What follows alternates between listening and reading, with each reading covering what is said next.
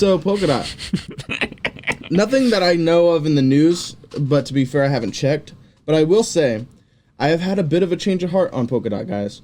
So my thing is, I used to really shill Polkadot, guys. I used to really say how much I really love it, and I do love it, and I do think it's going to have a market share in the recreational application space. But I will say, I really think that Ethereum and Cardano are really holding their spot, and if they are continue to improve and learn from other applications, and also not to mention Solana coming in, that's a big deal. Solana's I think is more of a threat to Polkadot than anything else. Not to spread FUD or anything, guys, but I really think that it is good to kind of keep an eye on the competitors and say, okay, is it really going to meet the expectations that we've set for it, or is it going to stay around where it's at? So I think really keep an eye on Solana, because I think Solana really is a big competitor for Ethereum, because Solana's, they're developing a game on Solana and a lot of this stuff. So if Solana's coming for that spot of the recreational apps, then, we'll have to keep an eye on it. This is completely off topic, but some people are telling us not to be geeks in chat. This is crypto, guys. Yeah. This is the most geeky thing in the world. As far as, back to DOT, I think the problem with DOT, remember when you asked, is there any new news? Yeah. There's not. Nah. And I'm not saying that DOT's going to just fall and die and never come back. But what's happening is it's not doing anything. It's not changing. It's not adapting. And DOT is a great project. The technology behind it, what it's accomplishing is great. Yeah. But what Cardano and Ethereum are doing is they're staying in the news. They're staying relevant. They keep moving. They have adopted almost the policy of any news is good news. There's no such thing as bad news. Polkadot they just do what they do behind the scenes, and it's not. And what's happening again? So remember when we talked about why Dogecoin actually might be somewhat beneficial, because we know the project is not. Yeah. Yep. The reason it was beneficial is because it was in the news. It got people into crypto.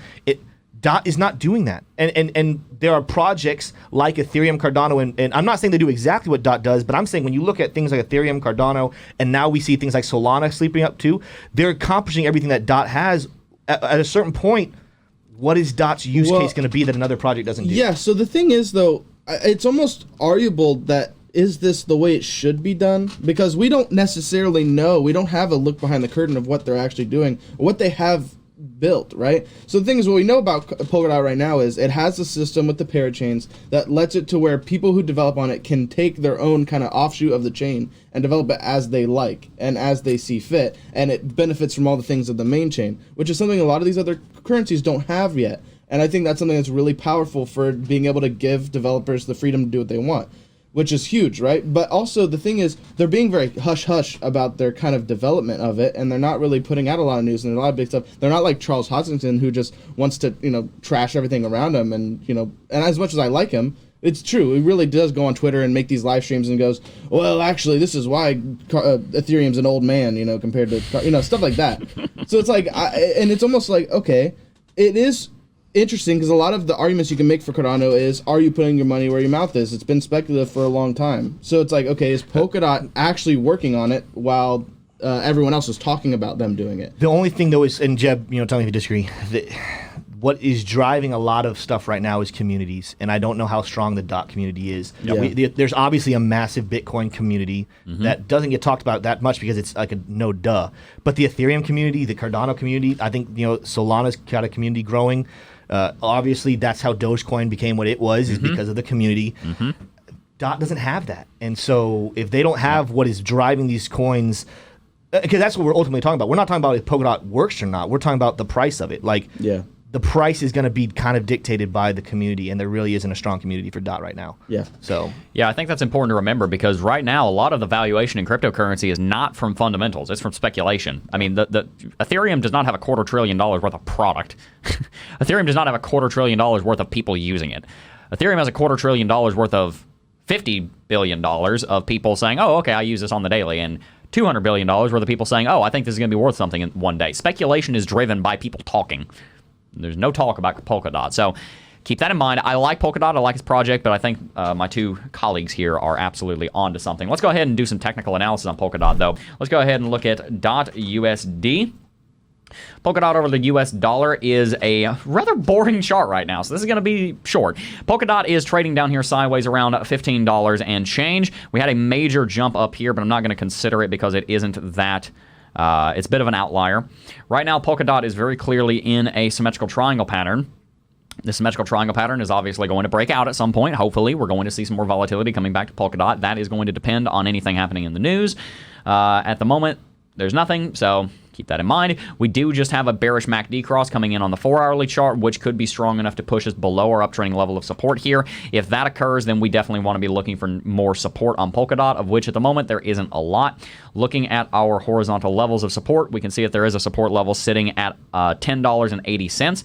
If we were to break bearish here, $10.80 would make sense, since that is right around where the price target for this would be. It's quite a bit more bearish, actually, but we do see that there is there's bearishness moving into the symmetrical triangle pattern, which should indicate bearishness moving out of the symmetrical triangle pattern. So I think that's something we need to be prepared for on Polkadot, is a potential push back down to $10.